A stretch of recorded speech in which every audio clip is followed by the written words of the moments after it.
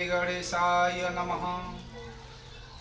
आत्मा त्वं गिरिजामते सहचरा प्राणा शरीरं गृहं पूजा ते विषयोपभोगरचना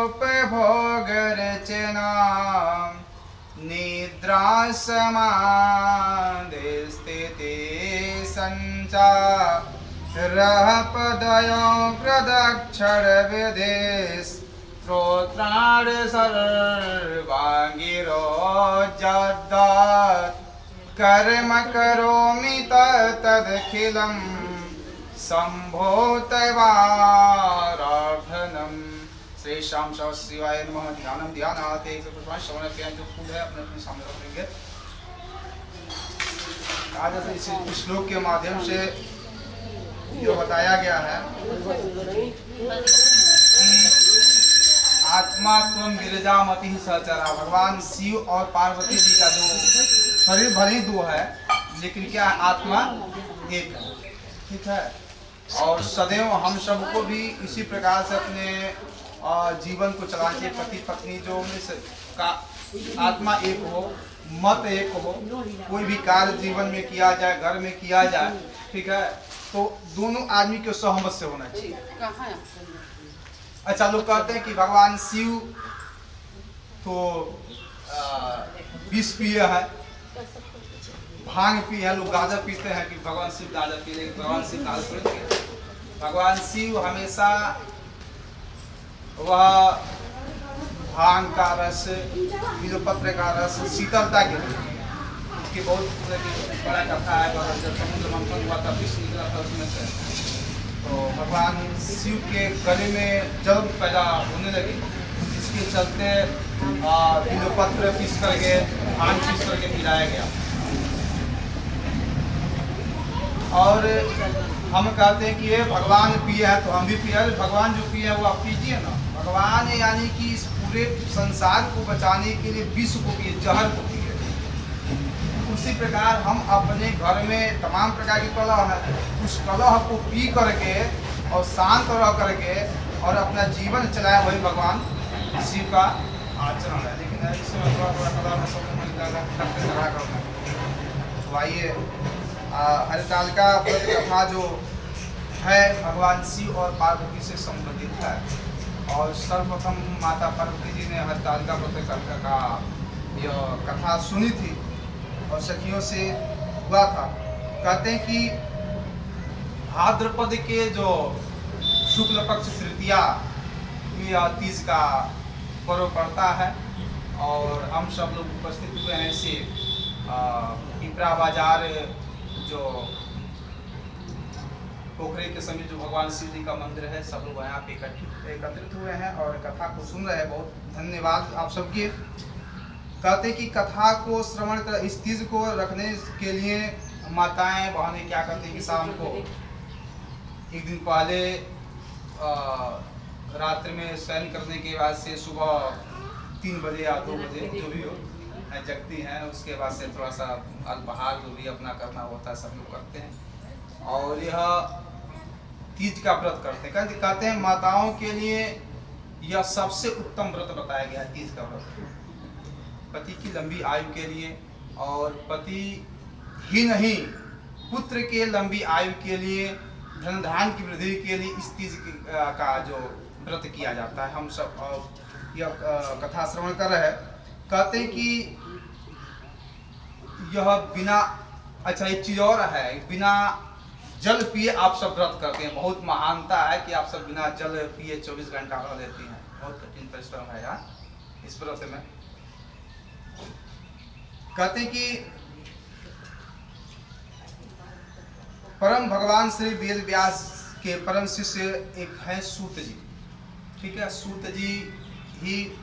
सूत जी के द्वारा ही जो भी कथा आप श्रवण करेंगे, चाहे सत्यनारायण व्रत कथा हो, चाहे भागवत कथा हो या अन्य भी कथाएं हो, सूत जी ही कथा कहते हैं। और कहने का कि जो स्थान है नैमिषारण्य जो तीर्थ है सीतापुर जिले में, नैमिषारण्य तीर्थ पे कथा प्रारंभ करते हैं सूत जी। और वहाँ पे अनेकों अनेकों वयोवृद्ध ऋषि बैठकर कथा को सुनते हैं। तो शौनक जी एक है ऋषि, शौनक जी प्रश्न किए सूत जी से कि हे सूत जी, आप सब ऋषियों में उत्तम है क्योंकि आपके पास ज्ञान है। हम सबके पास उतना ज्ञान नहीं है जितना आपके पास ज्ञान। आपके पास ज्ञान क्यों है? क्योंकि आपने अपने गुरुदेव भगवान की असीम अनुकंपा प्राप्त की है। गुरुदेव भगवान का आशीर्वाद आप सबके पास है, आपके पास है, और गुरुदेव भगवान का आशीर्वाद है, इसलिए आपके पास ज्ञान अधिक है। हे सूत जी, आप परम पुनीत हरितालिका व्रत की कथा श्रवण किए हैं और अब आप परम पुनीत हरितालिका व्रत की कथा हम सबको भी सुनाएं।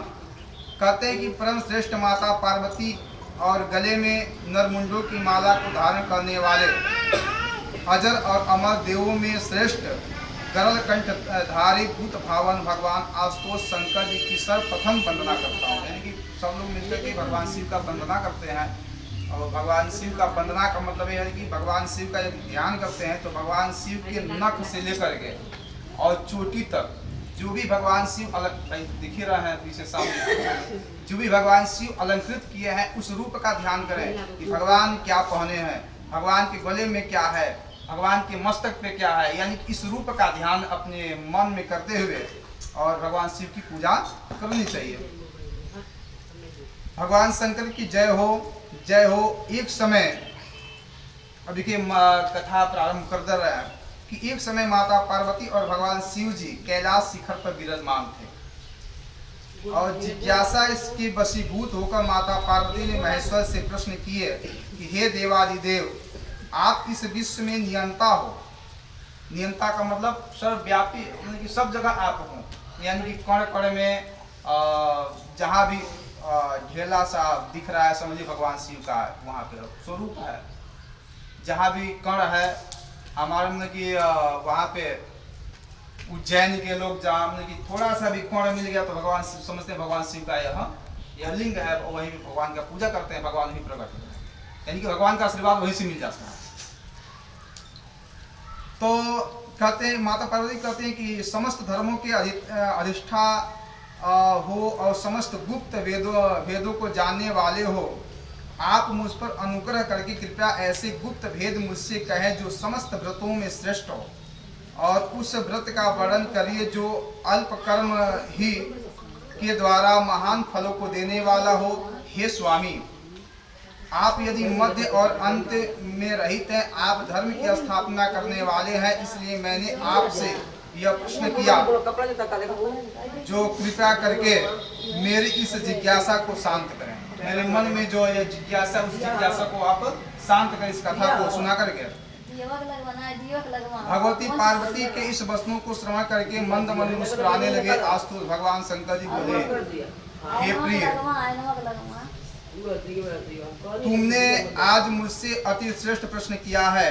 हे देवी, तुम्हारी इस जिज्ञासा को शांत करने की इच्छा से ही मैं तुम्हें महान फल देने वाला अति गोपनीय व्रत करता हूँ, व्रत के बारे में बताता हूँ। यह व्रत वैसे तो पूर्णतः गुप्त रखने योग्य है, किंतु तुम्हारे इस प्रश्न के लिए, तुम्हारी संतुष्टि के लिए प्रश्न को, इस व्रत को कहना पड़ेगा, सुनकर ही वर्णन करना पड़ा है। यह गोपनीय व्रत उसी प्रकार व्रतों में श्रेष्ठ है जैसे जिस प्रकार तारागणों में चंद्रमा और ग्रहों में सूर्य, चारों वर्णों में ब्राह्मण और समस्त देवताओं में भगवान विष्णु श्रेष्ठ है। यानी कि सबसे श्रेष्ठ यह व्रत है।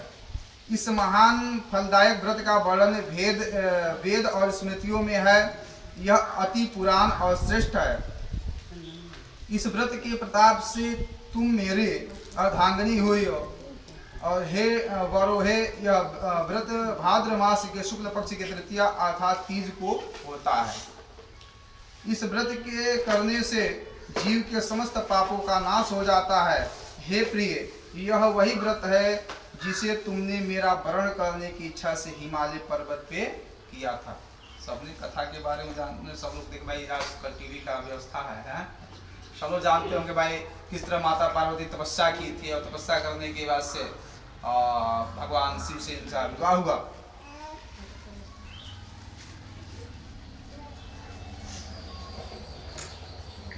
कहते हैं कि इतनी कथा को श्रवण करने के पश्चात सुनैनी माता पार्वती ने आशुतोष भगवान शंकर जी से कहा, हे महेश्वर, आप कृपा करके इस व्रत के समस्त वृतांत को मुझे सुनावें, साथ ही अभी बतावें कि यह व्रत जो मैंने क्यों किया था और अपने उस पूर्व व्रत के वृतांत को श्रवण करने की मेरी क्या इच्छा है। अच्छा, ये माता जी की कथा है और माता जी कह रहे हैं कि आप कहिए और हम सुने। बहुत कुछ होता है जो अपने जीवन के, भाई अपने जीवन के बारे में यदि आदमी कहता है कि बचपन का भी कथा यदि माता पिता बैठ जाए कहने के लिए बच्चों का कि बचपन में मतलब पूरे कथा को कहे तो बच्चा बहुत बड़े ध्यान से सुनता है। भाई कोई भी, आप भी, सब लोग भी हैं, अपने आपकी कथा का कोई कहे, आपके जीवन के बारे में कोई बताए, बहुत ध्यान से आप सुन, बहुत आनंद आता है। तो उसे पार्वती जी कहें मुझे सुनने की बहुत इच्छा है और कृपया करके आप बताइए। भगवान शंकर जी बोले, हे पार्वती, आर्य व्रत में समस्त पर्वतों का स्वामी हिमांचल नामक श्रेष्ठ पर्वत है। उस पर्वत राज की शोभा अवर्णनीय है। उसके चारों ओर अनेक प्रकार की भूमि है, वहाँ नाना प्रकार के वृक्ष शोभित हो रहे हैं। बहुत सुंदर सा पर्वत है और उस पर्वत के ही तुम पुत्री हो, हिमालय के ही तुम पुत्री हो। और एक बार जब तुम्हारा जन्म हुआ था उसके पूरे वृतांत थोड़ा सा मैं बताता हूँ कि जब सती रूप में थी तुम, तो उस समय किसी कारणवश तुम्हारे पिता और हमसे क्या हो गया था, द्रोह हो गया था और तुम्हारे पिता ने यज्ञ किया है और यज्ञ में निमंत्रण नहीं दिए। तूने बार बार आग्रह किया कि मैं भी चलना चाहूँगी, मैं भी आप भी चलिए, लेकिन मैं नहीं गया। मेरे बार बार मना करने के बाद तुम गई और वहाँ जाने के बाद से तूने मेरा अपमान सहन नहीं कर पाई और जिसके चलते क्या होगा, अपने शरीर को त्यागना पड़ा। और जब शरीर त्यागी तो उसी समय भगवान विष्णु से तुम हाथ जोड़ के प्रार्थना की, हे प्रभु, इस जन्म में मैंने अपने गलतीवश, अज्ञानतावश शिव से मेरा विछोह हो गया, लेकिन मैं आपसे यही आग्रह करती हूँ कि यदि मैं जब तप आपकी की हूँ, आपका पूजा पाठ की हूँ, तो हे भगवान विष्णु, जब मेरा जन्म हो तो भगवान शिव की से ही विवाह हो। जिसके चलते हिमांचल के यहाँ तुम्हारा जन्म हुआ और जैसे जन्म हुआ तो भगवान नारद जी वहाँ पहुँच गए।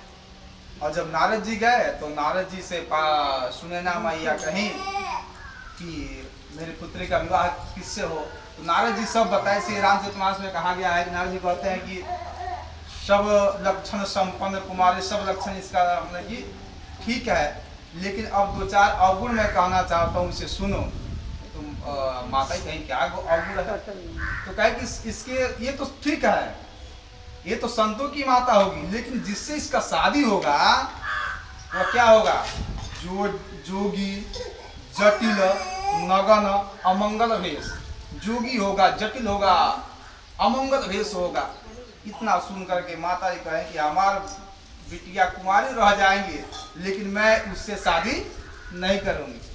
और जिसके चलते क्या हुआ कि पूछी कि माता जी पूछी कि हे बाबा, अब इसका कोई उपाय बताइए जो ये टल जाए। तो भगवान नारद जी कहे कि मैया, इसका यही उपाय है कि यह अगर तपस्या जाके करे जंगल में और महादेव जी प्रसन्न हो जाए तो वही टाल सकते हैं, क्योंकि शादी विवाह का जो ये चक्र है, संसार के चलाना चक्र जो उन्हीं के हाथ में है। यदि महादेव जी चाहे तो वह टाल सकते हैं। तो यही हे पार्वती, उसी समय तुम जा करके और ये तपस्या प्रारंभ की। हिम की पूर्ति करने वाली परम गंगा की धारा अपने कलकल ध्वनि करती हुई उसकी उपत्य का में बहती रहती है। हे वरोहे, उसी श्रेष्ठ पर्वत पर तुमने 12 वर्ष नीचे की ओर मुख करके तपस्या की थी। 12 वर्ष तक वहां पे तपस्या की।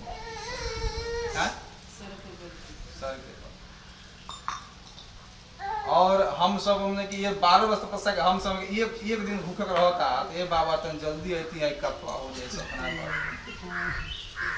सत्यनारायण भक्त की कथा जो है उसका यह महत्व है कि वह व्रत कथा है, जो उसका मुख्य तत्व क्या है, व्रत है।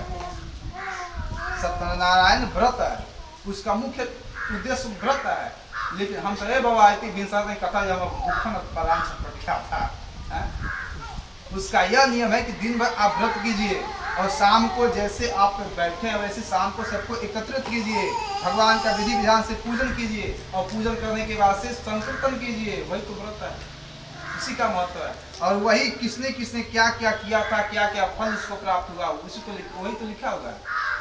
लेकिन हम सब है बाबा तन जल्दी आती 8 बजे तक आती हो जाए कथवा दुकान खोले दुकान खोले दुकान में जाएगा मिठाई बना रहा तमाम प्रकार के हम लोग लगते हैं खाने। तो अब यहाँ पे कहते कि 12 वर्ष तक नीचे मुकर तपस्या की, उस समय तुमने समस्त भोजन को त्याग दिया था, समस्त भोजन को त्याग दिए थे, अन्न जल सब त्याग दिए थे और केवल धूम्रपान ही किया था। धूम्रपान का मतलब भाई धूम्रपान ना है। आजकल के युवक यही मतलब कि लगा दे रहा है क्या चीज, अगर अरे देवता लोग सोम रस पिए थे, तो जब देवता सोम रस पी सकते हैं तो हम लोग भाई जाके मधुशाला मदरा नहीं पी सकते हैं। अरे सोम रस का मतलब जानिए सोम रस है क्या। ये सोम रस एक लता होती है, लता जैसे कि लत्ती, सोम रस का एक लत्ती होता है, उसी को कूट कूट के देवता लोग उसका जैसे गुरुस नहीं तो गुरुस होता है उसी प्रकार वो लता होता है, उसके रस को लोग पीते थे, न कि भट्टी में बनता भट्ठा भीना है। और अब देखिए यहाँ पे लिखा गया है कि माता जी ने धूम्रपान की थी। धूम्रपान का मतलब हम लोग लगा कि भाई सिगरेट पी थी है? लेकिन नहीं, भाई उसका अर्थ का अनर्थ लगा लेंगे आजकल के हम युवा वर्ग। लेकिन धूम्रपान का मतलब कि वह हवा पी करके, ठीक है, गरम गरम हवाओं को जो पर्वतों से टकरा करके गर्म हवाएं निकलती थी, उस गर्म हवा को माता जी पी करके और 12 वर्ष तक तपस्या की। उसके बाद से कुछ दिन 14 वर्ष तक केवल सूखे पत्ते खा करके माता तपस्या की। सूखा पत्ता यानी कि जो भी पत्ता नीचे गिरता था सूख जाता तो उसे माता जी खा करके तपस्या करते थे। इसलिए उनका एक नाम और है, जानते हैं, उनका नाम अर्पणा हुआ। सूखे पत्ते को खा करके तपस्या करने से मैया जी का नाम अर्पणा हुआ। कहते हैं कि माघ के शीत में मास में तुमने ठंडे जल में बैठकर तपस्या किया। माघ के महीना में ठंडा जल में बैठकर तपस्या की। छठी माई का अर्घा दे बोला हे बाबा जल्दी बैसाख की तपती हुई गर्मी आग में के सामने बैठकर तप करती रही। श्रावण के परम पुनीत मास में तुम आहार को त्याग करके 12 वर्ष बाहर जल में बैठ करके तपस्या की। हे देवी, तुम्हारी इस कठिन तपस्या को देख करके तुम्हारे पिता पर्वतराज हिमालय को चिंता हुई। वह चिंतित हुए, वे मन दुखी हो गए। मन में ही उन्होंने तुम्हारे विवाह की चिंता हो गई। और उसी समय शाली हूँ जो आपने अपने पवित्र चरण कमलों से मेरे इस गृह को पवित्र किया। हिमालय के उस दिन वचनों को श्रवण करके नारद जी बोले, हे पर्वतराज, इस समय मैं विष्णु लोक से आ रहा हूँ और भगवान विष्णु को तुम्हारी पुत्री के महान तप का पता लग गया है। इसी कारण मुझे तुम्हारे पास यह संदेश दिया है कि तुम अपनी इस कन्या को श्रेष्ठ वर को ही देना। वैसे तो तुम स्वयं ही जानते हो कि अखिल विश्व के में भगवान विष्णु के समान कोई नहीं है। ब्रह्मा और शिव भी उनके समान नहीं। इसलिए मेरी सहमति हो तो आप अपनी पुत्री का विवाह भगवान विष्णु से ही कर दें। भगवान विष्णु से ही के साथ कर दे, उत्तम रहेगा। हिमालय ने कहा, पृथ्वी पे गिर पड़ी। और जब उसे चेत हुआ तो अपनी प्रिया सखी के घर चली गई। और सखी ने जब पार्वती को इस प्रकार दुख से कातर देखा तो वह बोली, हे पार्वती, तेरा मन दुख से व्यवस्थित क्यों हो रहा है? तू मुझसे अपने हृदय की दशा वर्णन कर, मैं अवश्य ही तेरा दुख दूर करने का उपाय करूंगी। मुझसे कहो। भाई पार्वती जी जब सुनी कि भगवान विष्णु से विवाह हो रहा है, और पार्वती जी के मन में तो भगवान शिव थे, जब सुनी तो उनके मन में थोड़ा सा व्याकुलता हुआ। जाके अपने सखी से कहे, सखी कहेगी ऐसा ठीक है, मैं उपाय करूंगी। सखी ने इन शब्दों को श्रवण कर पार्वती से कहा, हे सखी, मेरे पिता ने नारद जी से कहा कि वे मेरा विवाह भगवान विष्णु से करने को तैयार हैं, किंतु वास्तविक बात यह है कि मैं शंकर भगवान को अपना पति मान चुकी हूँ। यदि पिताजी विष्णु से मेरा विवाह करना चाहेंगे तो मैं अपने धर्म की रक्षा करने की इच्छा से इस शरीर को अवश्य त्याग दूंगी। जैसे मैं पिछले जन्म में अपने शरीर को त्यागी, उसी प्रकार अपने धर्म को बचाने के लिए इस शरीर को मैं छोड़ दूंगी। मैं भगवान विष्णु से विवाह नहीं करूंगी। पार्वती की इस वचनों को सुनकर सखी ने विचार किया और तब वह बोली, पार्वती तू अपने हृदय में दुख मत कर, मैं तुझे ऐसे युक्ति बताती हूँ जिसके द्वारा तेरा विवाह निश्चित शंकर जी के साथ होगा। तू मेरे साथ अपना घर त्याग कर वन में चलो, और हम लोग के साथ वन में चलो, अपना घर छोड़ दो, वन में चलो। मैं तुझे ऐसे गहन वन में ले चलूंगी जहाँ से तेरे पिता मुझे न पा सकेंगे। पार्वती जी ने अपनी सखी की उस सलाह को मान लिया और तब वह उसके साथ एक भयानक जंगल में पहुंची और अपनी सखी के साथ भयानक जंगल में चली गई। हिमांचल को जब यह पता चला कि पार्वती घर से गायब हो गई है, तो अपने मंत्रियों के साथ वह पार्वती को ढूंढने के लिए चल दिए।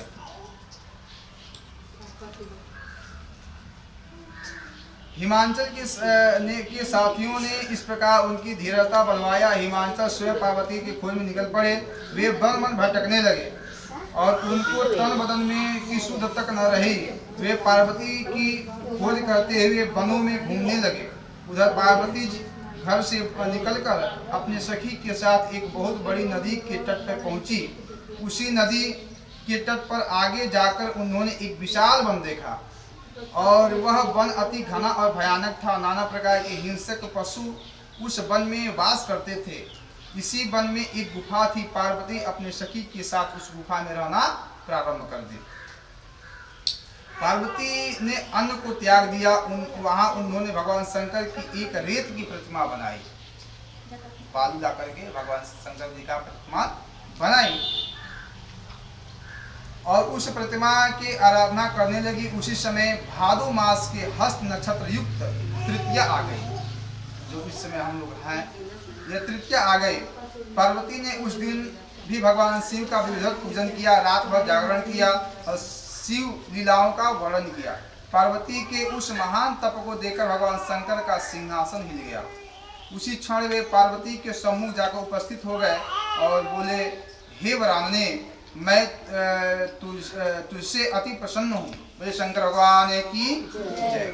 मैं तुमसे अति प्रसन्न हूँ, वर मांगो। भगवान सदाशिव को अपने सम्मुख उपस्थित देख पार्वती का हृदय कमल खिल गया। मन चाहा वर मांगने की बात सुनकर पार्वती ने कहा, हे माहेश्वर, यदि आप मुझ पर प्रसन्न हैं और वर देना चाहते हैं तो कृपा करके मुझे अपने पत्नी रूप में स्वीकार कीजिए। मन चाहे वर को देकर शंकर जी अपने निवास लौट गए। उसके बाद हिमालय पार्वती को ढूंढते हुए उसी वन में जाके पहुंच गए। अब हिमालय राजा पहुंच गए वहाँ उस जंगल में जहाँ पार्वती अपने सखी के साथ रह रही थी। उन्होंने दूर से दो कन्या देखी। पास आने पर उन्होंने अपने प्रिय पुत्री पार्वती को पहचान लिया। पार्वती को देख करके वे उसके पास पहुंचे और उसके हृदय से लगाकर विलाप करने लगे। उन्होंने कहा, हे पुत्रे, तुम इस भयानक वन में इस हिंसक पशुओं के मध्य में क्यों निवास कर रही हो? चलो अब घर चलो। पिता के वचनों को सुन करके पार्वती ने कहा, पिता जी, आज जब आपने मुझसे घर से चले आने का कारण ही पूछा है तो आप स्पष्ट बताए देती हूँ, सुनिए। मैंने तन मन से भगवान शंकर को अपना पति मान रखा है, किंतु जब आपने विवाह मेरा भगवान विष्णु से करने का तय किया, उसी समय मेरे मन में यह विचार आया कि मैं अब इस घर को ही त्याग करके मैं चल दूं, और यहाँ पर रंग जबरदस्ती आप भगवान विष्णु से मेरा विवाह करा देंगे, और मेरे मन में भगवान शिव है, इसलिए मैं आकर के जंगल में उनका तपस्या करना प्रारंभ कर दी। हिमांचल बोले, हे पुत्र, यदि तुमने भगवान सदाशिव को अपना पति स्वीकार कर लिया है तो इसमें मुझे तनिक भी आपत्ति नहीं है, तुम लौटकर घर चलो। हैं, पहले वहीं को कह दिया होता कि मैं भगवान विष्णु साथ नहीं, तो वह कहे कि मैं पिता के से बोलने के पुत्री का कोई हक नहीं होता, पिता जो फैसला कर ले पुत्री उसको स्वीकार कर ले। हैं, कहते कि पार्वती पिता के साथ घर लौट आए और तब हिमवान पार्वती का विवाह शिव जी के साथ कर दिया। सूत जी बोले, हे ऋषियों, इतनी कथा सुनने के बाद भगवान सदाशिव माता पार्वती से कहा, हे बरोहे, उस व्रत के प्रताप से ही तुमने मुझे प्राप्त किया है, उस समय से अब तक मुझे किसी के आगे इस व्रत का प्रताप वर्णन करने का अवसर नहीं मिला था। आज वह गुप्त भेद मैंने तुम्हारे सामने वर्णन किया। हे जगत जननी पार्वती, आप कृपा करके मुझे यह बताने का कष्ट करें कि इस व्रत का नाम हरतालिका व्रत किस प्रकार हुआ है। भगवान से पार्वती पूछती हैं कि इसका हरतालिका व्रत नाम कैसे हुआ है, क्यों हुआ है।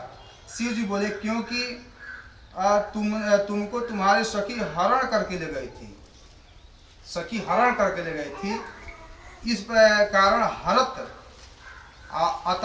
अलिका मिलकर के इस व्रत का नाम हरतालिका हो गया। हरण करके लगे थे, हरण और अलिका ने कठिन तपस्या इन्होंने किया, इसलिए इसका नाम हरतालिका हो गया। हाँ? पार्वती जी के इस प्रश्न से परमेश्वर, अब आप कृपा करके इस व्रत को करने की विधि बताइए।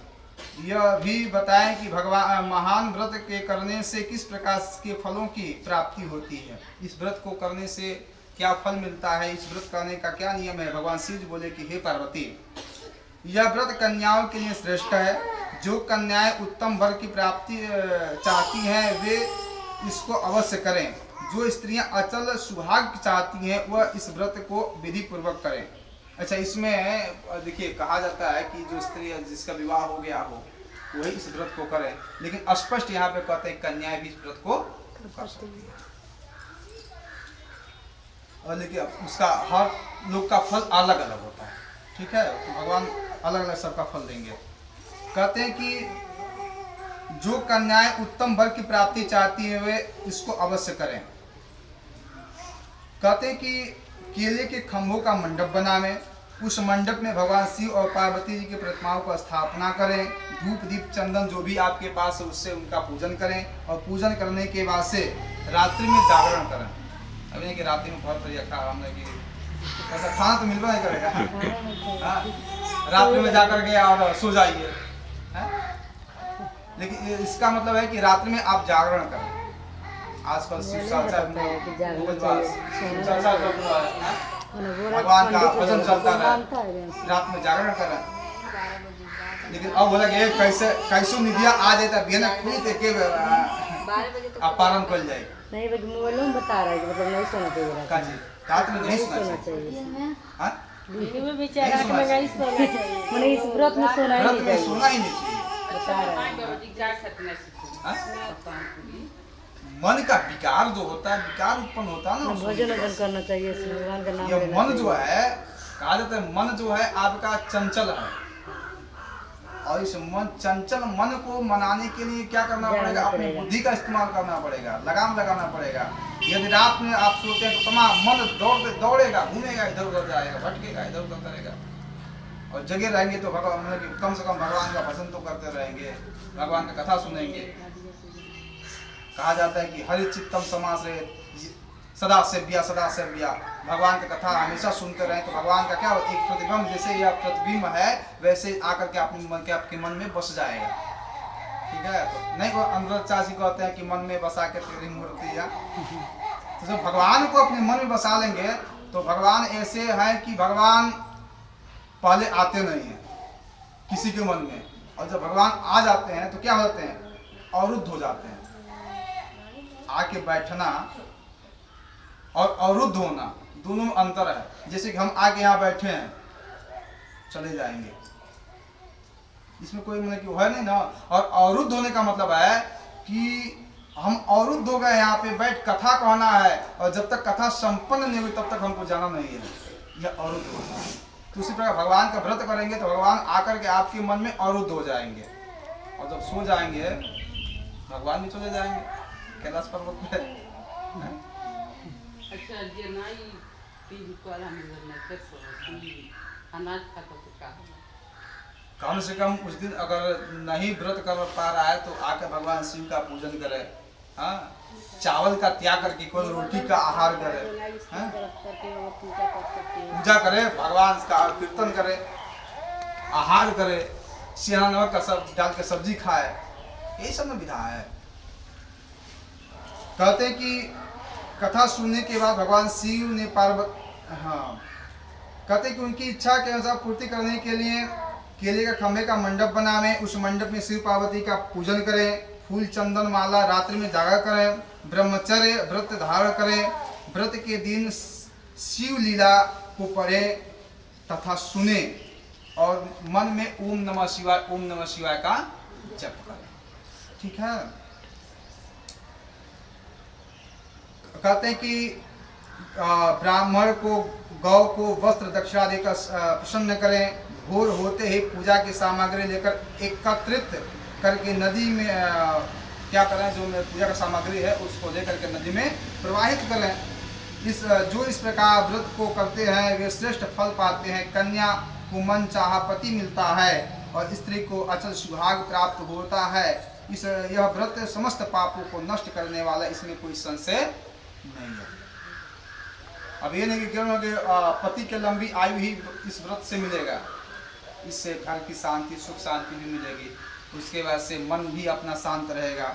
जो मन में 3 प्रकार के जो ताप होते हैं वह तीनों प्रकार के तापों का शमन होगा। जो ताप होता है दैहिक दैविक भौतिक, 3 प्रकार के ताप होते हैं मन में। जो आने वाला है, जो आया है और जो हमारा बीत गया है, यानी कि तीनों पापों का नाश हो जाता है। भाई कोई भी व्रत किया जाए, कोई भी पूजा किया जाए, हाँ, वर्तमान भूत भविष्य, पास्ट फ्यूचर प्रेजेंट, इंग्लिश भी हो गया। शंकर भगवान की यही व्रत का जो क्या है, यह कथा है। और इस कथा को यदि हो तो रात में एक बार जो यहाँ पे कथा हुई उसका चिंतन करें, रात में भगवान का जागरण करें, भगवान का कीर्तन करें, और उसके बाद से भगवान की आरती करें। चलिए भगवान की आरती करते हैं। आरती हो गया, सब लोग कर लिए हैं।